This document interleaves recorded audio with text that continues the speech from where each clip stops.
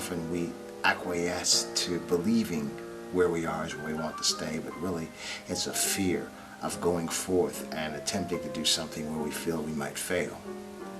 But what I'm sharing with you today is that getting up is half the battle.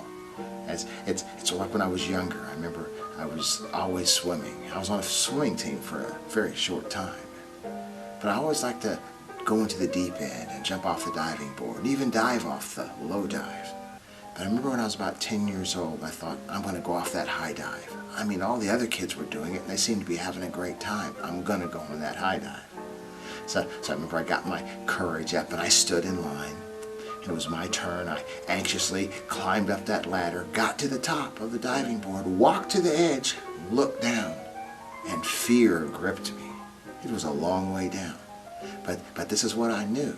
I understood the concept of gravity, that if I just stepped off that board, there was no turning back. There was only one way to go. So guess what? I did it. And that was the beginning of a reality, a revelation to me in life. Just step out. Just do it. Man, there were times I've been asked to speak to large groups, 200, 300 people. And immediately I say, yes, I have something to say. And in all honesty, I have nothing to say. But I know that in 2 weeks I'll have something to say. But what I have to do, for me at least, is to commit myself. Now, it's too late now, and I often tell myself, here's another fine mess you've gotten yourself into, because I'll always step up. I'll always step off that high dive. I'll always volunteer. I'll always be the guy. And then I have to produce. That's what I'm sharing with you today. Even though working out the exercise, I'm going to be 63 years old this year. And some people say, wow, well, that doesn't even make sense. You don't look 63. Well, it doesn't just happen. Fortunately for me, I spent 27 plus years as a mailman, and I was walking like 20 miles a day for quite a few years. And I determined that since I had to walk, that was my job every day, I might as well just eat right from the time I got up in the morning until the time I got off of work. And that's like 95% of my life, And then when I got off of work, if I wanted to, I could go down to the pizza place and get a large pizza and eat it by myself because I knew I was going to burn it off the next day. And basically, that's been the story of my life. I mean, I really haven't been the most disciplined person in the world, so I find ways to trick myself into doing the things that I need to do. Some of the foods I eat, some of the vitamins I take, I don't even know what they do, but I know they're good for me. I don't have to know what they do. All I know is they're good for me, and that when I ingest them, the body is going to take care of processing them and take care of what it needs to do. And so I'll just Google, I'll do a little bit of research, not a whole lot of research, just determine what are the best foods or what are the best things that I should be doing for my body, and I'll just do them. And just expect I can take gasoline. They have different grades of gasoline, and they have different grades of motor oil, and there's a particular grade that's the best for your car. So based on my car, I'll get the kind of gas or the kind of motor oil that needs to go in my automobile. Now I don't need to know all the intricacies and all the things that it does, and it interacts with this and interacts with that. I just know that this is the best for my car, and the car is going to take care of itself. And so I just want to encourage you, that we just need to step up. It doesn't matter. It doesn't matter. And this is where I've always raised my kids. It doesn't matter where you're at right now. It doesn't matter how you got to where you are right now. It doesn't matter all the decisions, all the life choices you may have made. May have been terrible. But this is where you are right now. I saw on the Facebook once about not looking in the rearview mirror so much because you can't see where you're going. And I believe that's true. Don't worry about where you've been. I mean, take the experience from what you've been to make sure you don't make the same mistakes again and make sure you make the right choices again. But don't look back and lament on all the mistakes that you made. As well, don't look back and just revel in all the good things that you did, all the awards and all the wonderful things that you did, because we could find ourselves, getting caught up in this time warp of I don't know if you remember Married with Children with Al Bundy. He was a grown man, but he was always reminiscing about the days he was a high school quarterback. Come on now. Come on. We could spend too much time reminiscing about how wonderful things were and not accomplish anything today. What I'm sharing with you today is a race. Life is like a race. And I don't mean a race for speed, but I mean a race for endurance, a race for longevity. And so it really doesn't matter how you start. I mean, it's better if you start well. It doesn't even matter how you ran the bulk of the race, although it would be better if you ran it well. What matters is how you finish. There are too many of us that don't finish. There are too many of us that have ran a poor race, had a poor start, had all these negatives in life coming against us. So, oh, well, this is my reason for not being successful. No. It should be the catalyst to motivate you to do well so you'll not be defeated by your circumstances. It's all a matter of how you look at a thing. Look at it positively. I mean, we could sit back. There's so many groups in this nation that have suffered, under the hands of oppression and all. And we acquiesce to, oh, well, this is the way my life is. It's not my fault. It's because of what they did to me. No, you're the one. It's your choice. And hopefully you'll use this message as a motivation, the catalyst to get you to stand up and to make that move. Don't settle for less if more is available. Our lives, man, we talk about discipline.